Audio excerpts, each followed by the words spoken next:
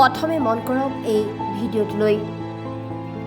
মৃত্যুৰ এদিনৰ পূৰ্বে এনেদৰেই ট্ৰেফিক আইচি বুবুল সোণোৱালে নিজৰ দায়িত্ব পালন কৰিছিল।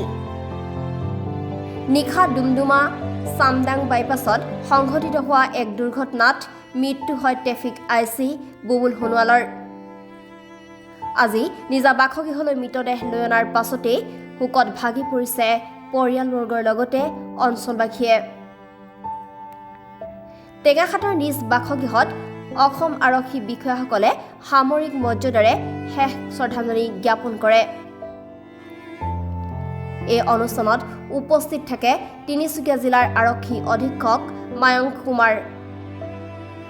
ট্ৰেফিক আইচি বুবুল সোণোৱালৰ নিজ গাঁৱৰ লোকে গায়ন বায়নেৰেও শেষ শ্ৰদ্ধা জ্ঞাপন কৰে। বৰ্তমান গাঁওখনত এক শোকাকুল পৰিৱেশে বিৰাজ কৰিছে। ঘটনাক কেন্দ্ৰ কৰি অঞ্চলজুৰি শোকৰ ছাঁ। এইটো এটা অত্যন্ত দুখদ ঘটনা। আমাৰ SI বুবুল সোণোৱাল ডাঙৰীয়া তেওঁ বহুত এজন কৰ্তব্যনিষ্ঠ পুলিচৰ আৰক্ষীৰ বিষয়া আছিলে আৰু তেওঁৰ যিটো কালি দেহান্ত হৈছে এক্সিডেণ্টত, সেইটো তেওঁ ডিউটি কৰি আছিলে আৰু তেতিয়া এইটো ঘটনা ঘটিত হৈছে। তো আমি সকলোৱে তিনিচুকীয়া আৰক্ষী আৰু অসম আৰক্ষী আমি বহুত শোকত আছোঁ, বহুত আমি দুখত আছোঁ আৰু আজি তেখেতৰ যিটো নিজৰ গাঁও আছে, মূল গাঁও আছে, তাতে তেখেতৰ ঘৰত আমি ফুল পুলিচৰ যিটো প্ৰট'কল থাকে, ফুল অনাৰ্ছ থাকে, এইটো অনাৰ দি আমি তেখেতক আজি শোক আৰু দুখত তেওঁক বিদায় দিছোঁ।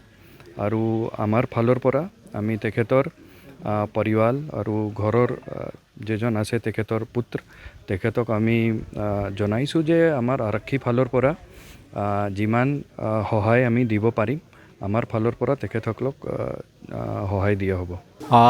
আজি টেঙাখাটৰ বাবে এটা অত্যন্ত দুখৰ দিন, এটা দুৰ্ভাগ্যজনক ঘটনা ঘটিছে।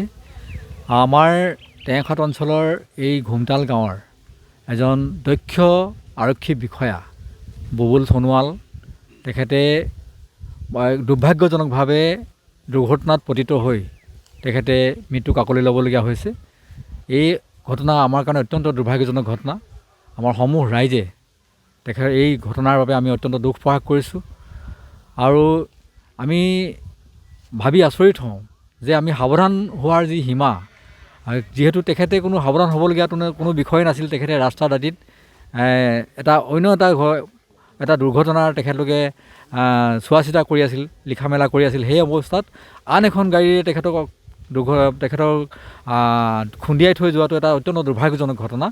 গতিকে এই ঘটনাত আমি সকলোৱে মৰ্মাহত হৈছোঁ, আমাৰ অঞ্চলটো মৰ্মাহত হৈছে। এই মৃত্যু আচলতে টেঙাখাটৰ কাৰণে এটা ডাঙৰ ক্ষতি। গতিকে আমি ভগৱানৰ ওচৰত এইটোৱে প্ৰাৰ্থনা জনাম, তেখেতৰ আত্মা চিৰশান্তি লাভ কৰক, তেখেতৰ আত্মাই যাতে স্বৰ্গত লাভ কৰক। আৰু আমাৰ যিসকল তেখেতৰ পৰিয়ালবৰ্গ আছে, তেখেতৰ সকলোলৈ মোৰ ফালৰ পৰা সমবেদনা জ্ঞাপন কৰিছোঁ। হয়, আচলতে এই ঘটনাটোত আজি মই দেখিলোঁ যে আমাৰ আৰক্ষী বিভাগক মই আন্তৰিকতাৰে ধন্যবাদ জ্ঞাপন কৰিছোঁ। মই টেঙাখাটৰ এজন ব্যক্তি হিচাপে তেখেতসকলে তিনিচুকীয়া জিলাৰ আৰক্ষী অধীক্ষক ডাঙৰীয়া ইয়াত উপস্থিত হৈছিল, লগতে সম্পূৰ্ণ সামৰিক মৰ্যাদাৰে তেখেতক চালামী ইত্যাদিৰে তেখেতক শেষ শ্ৰদ্ধা জ্ঞাপন কৰিছে। গতিকে এই শ্ৰদ্ধা জ্ঞাপন কৰাৰ কাৰণে আমি টেঙাখাটৰ এজন ব্যক্তি হিচাপে আৰক্ষী বিভাগক আন্তৰিকতাৰে ধন্যবাদ জ্ঞাপন কৰিছোঁ। আৰু তেখেতসকলে যিটো ইতিমধ্যে তেখেতসকলে জনাইছে যে আমি যিখিনি কৰণীয় হাতাখিনি আমি কৰিম। গতিকে আমি আগ্ৰহ ৰাখিম যে তেখেতসকলে যিখিনি ব্যৱস্থা গ্ৰহণ কৰিব লাগে, নিশ্চয়কৈ তেখেতলোকে ব্যৱস্থা গ্ৰহণ কৰিব। আৰু আজি বহু ৰাইজ সমবেত হৈছে, বহু ৰাইজ আচলতে দুখত ম্ৰিয়মান অজস্ৰ ৰাইজে তেখেতক আজি শ্ৰদ্ধাঞ্জলি জ্ঞাপন কৰিছে। ঘৰতে ইয়াত গম পাওঁ 6:30-7 তেনেকুৱা ভিতৰতে সম্ভৱ। মানে এই ছোৱালীজনী ডিব্ৰুগড় ভাইটিৰ লগতে থাকে যে, তাতে থাকে কোৱাৰ্টাৰত, এই খুৰীয়েকৰ লগত। তেখেতে তাৰমানে তাই ক'লে যে দাদাই কিবা দুখ পাইছে, পৰিলে বুলি আমি প্ৰথম তেনেকৈ গম পাওঁ।